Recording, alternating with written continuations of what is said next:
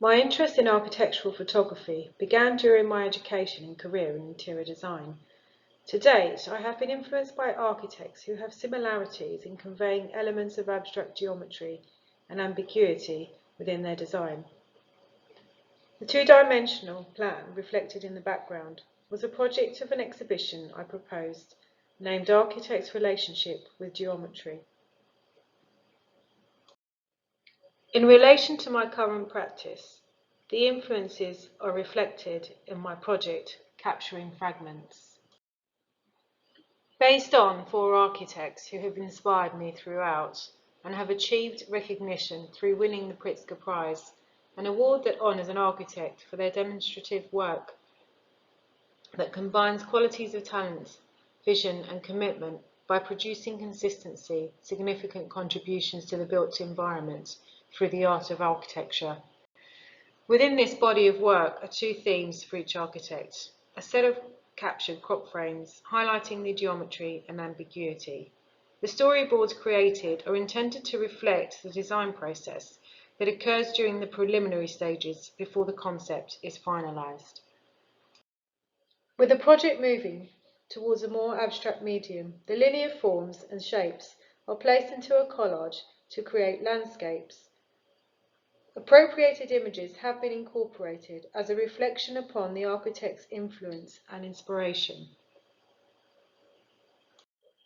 John McLean is a renowned architectural photographer. The project Hometowns was inspired by where his childhood heroes spent their childhoods. I am especially drawn to the image of John Gossage and John Baldessari.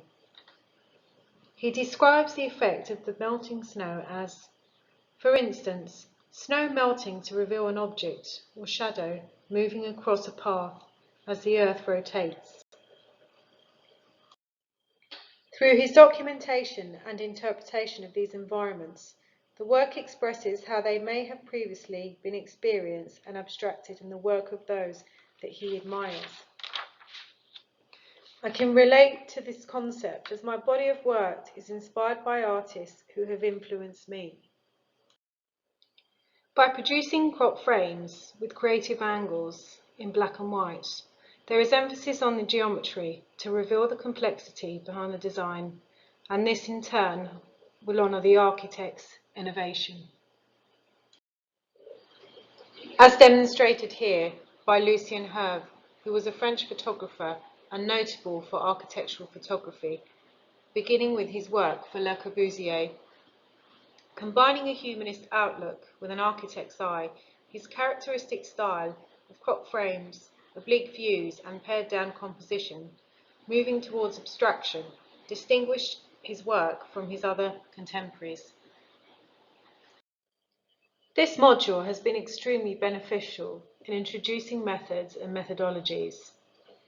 Through the experimentation, it has allowed me to break away from my rigid thinking developed from my commercial background, and has stimulated my imagination to take this body of work to the next level.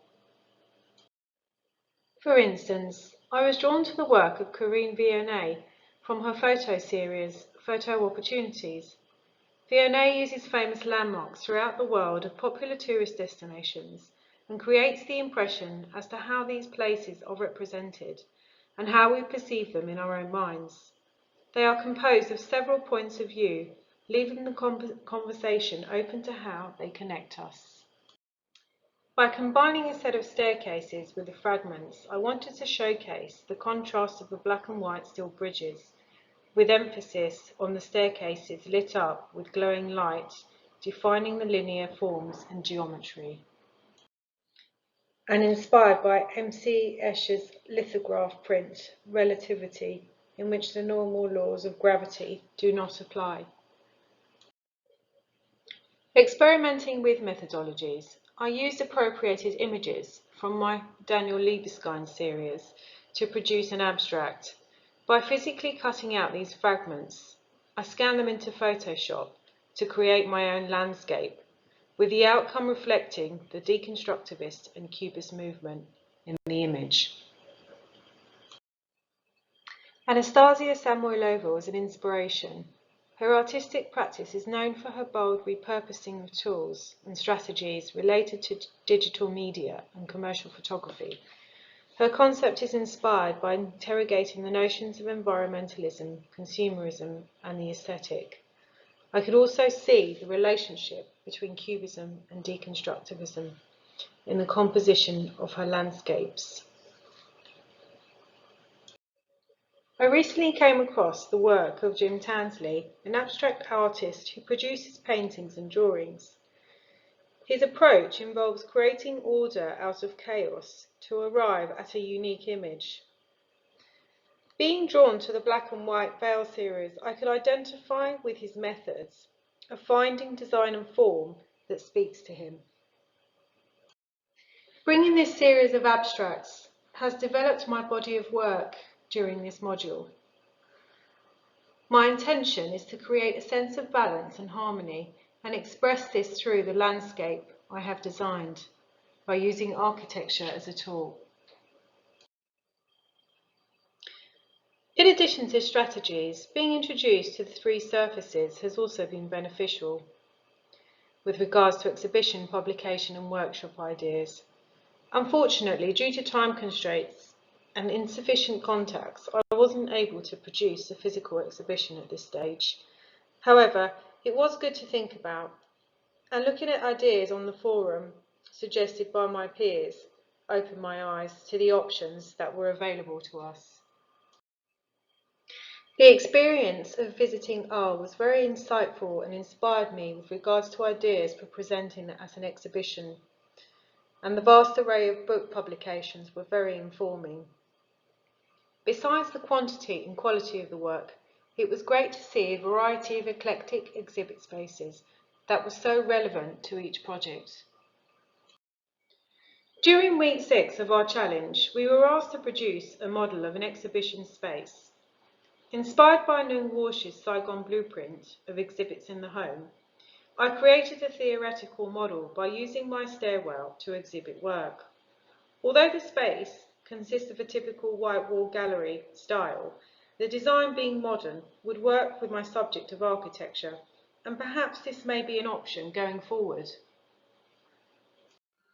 Being inspired by the Edrusha Challenge, I wanted to create a dummy publication before the end of this module.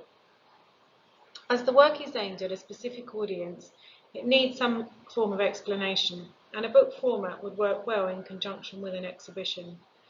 I have also produced an online copy that has been embedded in my critical research journal for viewing.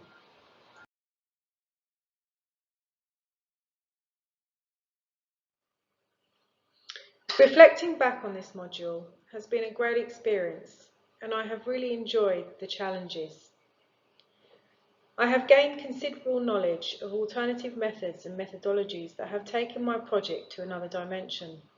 It has also assisted with defining the intended meaning, which I seem to have struggled with since the beginning of the course. I will continue with the abstract collages and will allocate sufficient time to finding the appropriate space for an exhibition, as this will undoubtedly increase the awareness of the work and highlight the reading of it. For my final major project, I would like to produce a publication. I look forward to the next chapter and where it takes me. Thank you for listening.